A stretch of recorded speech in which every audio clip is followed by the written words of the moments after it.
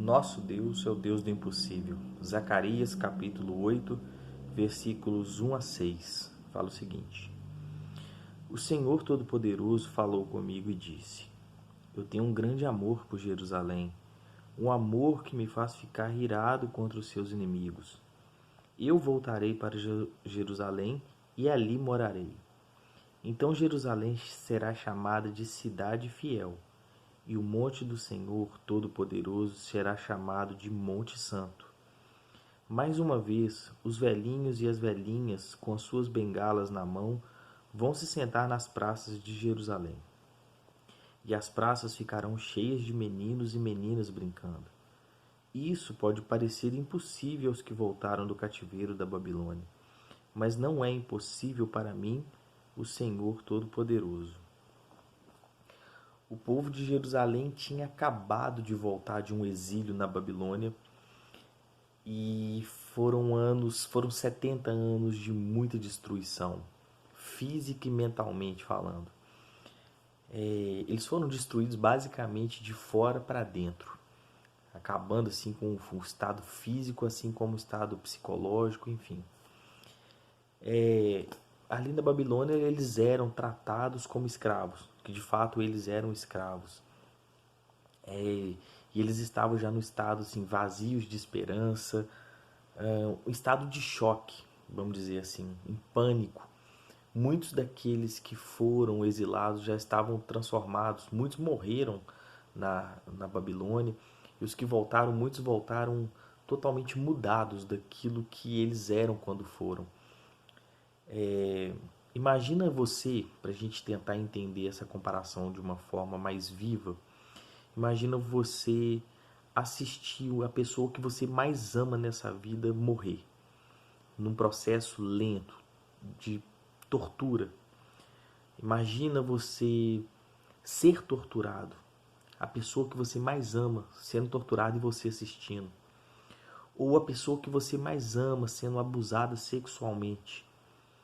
Não há como a pessoa assistir tudo isso ou ser vítima disso e no fim tá normal como era antes. A pessoa se traumatiza, ela perde as esperanças, ela muda, ela deixa de ser aquilo que ela é e se torna uma outra pessoa, muito quebrada, muito magoada, desestabilizada física, psicologicamente. E é basicamente nesse estado que se encontrava o pessoal que estava voltando do exílio. Deus faz algumas promessas nesse texto que a gente leu de Zacarias. Primeiro, de morar com o povo. Ele queria restaurar aquele povo. E ele fala no capítulo 2, versículo 5 do mesmo livro de Zacarias, que ele seria o muro de fogo ao redor da cidade de Jerusalém. Isso como se estivesse dizendo que ele seria a segurança, a proteção, o socorro bem presente para aquele povo. No versículo 4, fala aqui que Deus planeja que os velhinhos e as velhinhas voltem a andar nas praças de Jerusalém. E no versículo 5 fala que as praças iriam voltar a ficar cheias de crianças e meninos e meninas brincando e correndo. Uma cena quase que de perfeição de filme. E Zacarias seria responsável por dar essas notícias da parte de Deus para o povo. Como é que será que o povo receberia isso?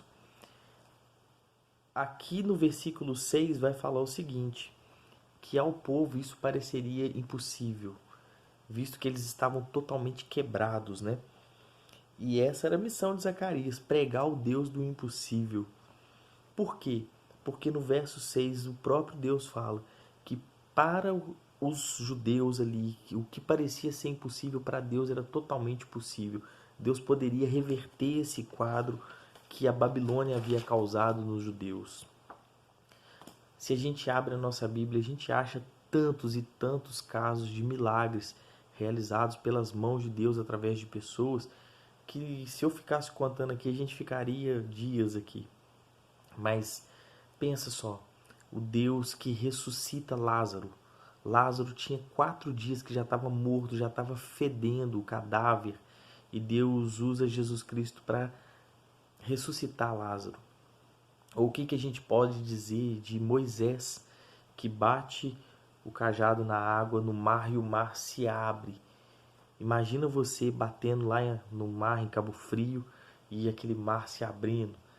A gente precisa entender isso de uma forma real para compreender como é impossível as coisas que Deus faz, e a gente às vezes fica assim, nossa, será que é possível? Será que Deus pode? Deus pode. O que dizer então de Deus que faz Sara, que era estéril, se engravidar? Ou o que falar de Josué, que Deus usa para fazer o dia parar?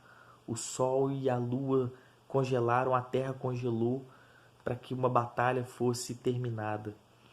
O que dizer sobre Jesus, que anda sobre as águas e convida Pedro para andar sobre as águas? E ele até consegue. O que dizer de um Deus que possibilita salvação para seres como eu e como você? É o Deus do impossível.